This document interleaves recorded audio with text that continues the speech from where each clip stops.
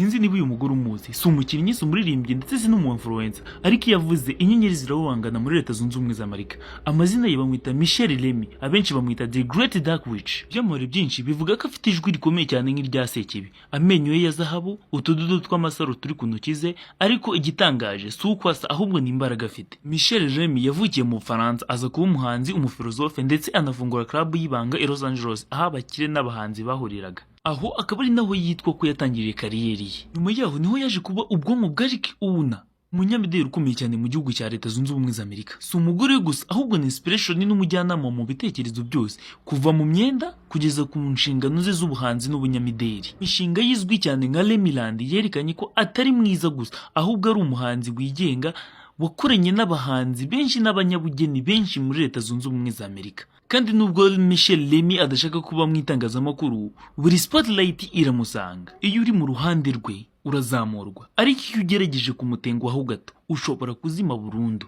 Wowe mu bushobozi bwawe uramutse ubonye amahirwe yo kugira ngo ubonane na Michelle Remy akagusaba ikintu kimwe, wamusaba ikihe? Mbwira muri comment ko byumva, ndetse ntiwibagirwe gukora follow na like ndetse no comment kugira ngo dukomeze kubana mu biganiro mbagezaho ya Kigali Star.